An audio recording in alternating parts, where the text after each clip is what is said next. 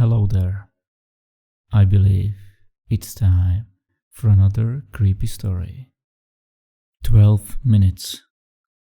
In the fall of the 1897, local news channel WSB TV2 of Atlanta, Georgia was attempting to fill a scheduling gap in their Sunday morning lineup. After a few solicitations by local business owners, they decided to allow the young Reverend Marley Sachs to take the available hour block to do a religiously themed show. It premiered October 18 with a little promotion. The show was standard religious fare and consisted of the Reverend sitting in a simple chair, reading passage from the Bible to the camera and discussing their interpretation and significance to our modern day-to-day life. The show received a reasonable number of viewers and continued to be shown into early December.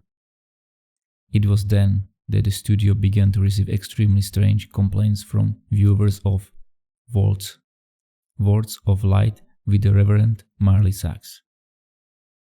The calls were from women, and women only, who vaguely referred to uncomfortable feelings they had at very specific intervals during the program. They described feelings of nausea, back pain, dizziness, and blurred vision. These callers, for no discernible reason, were convinced that it was the viewing of this program that was causing these symptoms. It was later determined, after 3 weeks of complaints, that these feelings were happening at roughly 12 minutes intervals during the course of the program. The small studio staff checked all the recording equipment, both audio and video, and found nothing faulty. When the Reverend was made aware of these incidents, he merely shrugged and stated, cryptically, that some can't handle the voice of God. The head of the studio, at a loss to explain the cause of the complaints, decided to continue running the program. By February, viewership had dropped sharply, and it was decided to pull the plug on the show. The studio had figured it would be more prudent to spend as much time as possible on the news story that had the other two local news networks abuzz: the miscarriage epidemic. Starting sometime in November, the number of healthy pregnant women miscarrying in the Atlanta metropolitan area had reached over 300.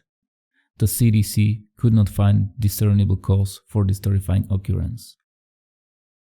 The Reverend took the show's cancellation with what could only be described as object indifference. When informed, he made no protest, merely nodded almost knowingly.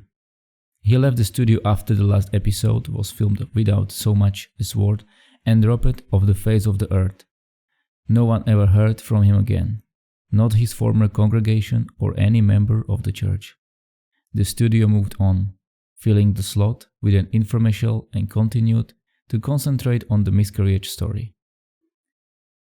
A year and a half later, an intern at WSB Studios discovered the tapes of the Words of Light and began going through them in an attempt to find stock footage for an upcoming piece the station was doing on the impact religion had on the city.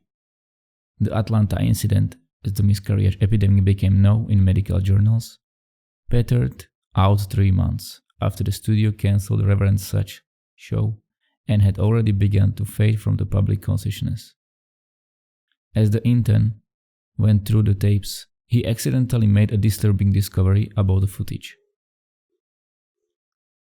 While attempting to stop one recording at 10 minutes and 45 seconds, he mistakenly jammed the fast forward button down. While the footage whizzed by, he attempted to pry up the button with a screwdriver. Just as he succeeded, the tape stopped at 32 minutes and 1 second. The intern actually fell out of his chair when he looked up at what was frozen on the screen. The image of a badly decomposed severed head filling up the entire frame. After he collected himself, he moved the film back a few frames, then forward, and realized that his mind was not playing tricks on him. He began to going through the rest of the recording and soon discovered that at exactly 12 minutes intervals, the image would appear for 1 frame. Thinking it's some practical joke being played on the new guy, he presented it one of the film technicians, ready to be mocked. The technician was just as puzzled as him. No one had touched the footage since the cancellation of the show. After the studio had closed for the night, the intern convinced the tech to help him go through all the tapes of the Wars of Light. They discovered that every single episode has this same horrifying anomaly. They also realized that as the show progressed, the image had become more disgusting as maggots began to eat away the loose flesh and pieces of hair and skin seems to have fallen off exponentially.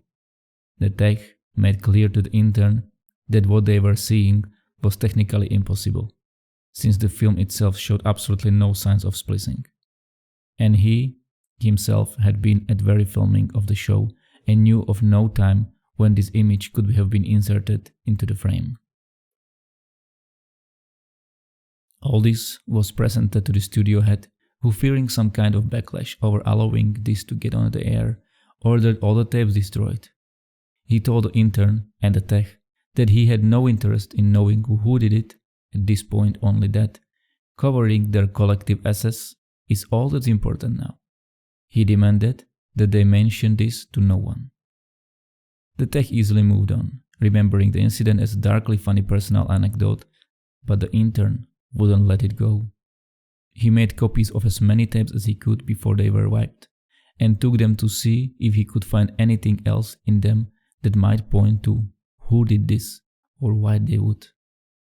A week later, he attempted to rope the tech into helping him again, saying that he believed he had discovered something even more disturbing than the images themselves. When the single frames were edited together in chronological order, the head's mouth appeared to be moving as if trying to form words. The tech, fearing for his job, told him to get rid of the copies and to not talk about it again. A week later, police responded to a 911 call made by an elderly woman in one of the Atlanta suburbs at dusk. She had heard horrible noises coming from her next-door neighbor's house, where a young couple lived. She told the emergency responder that the wife was pregnant, and then she was terrified that something had happened.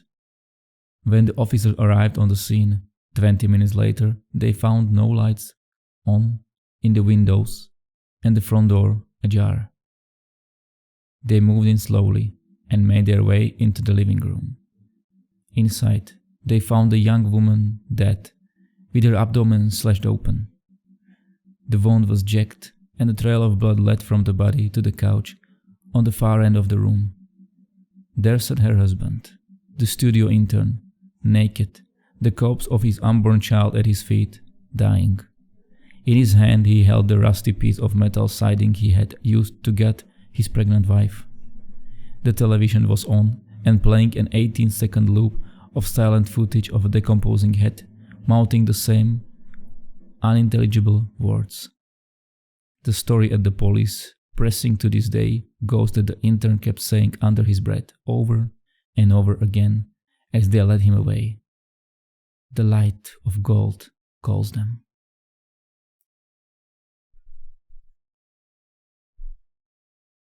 Did you enjoy this one? If yes, you can leave a like or you can subscribe. Or you can just watch more videos.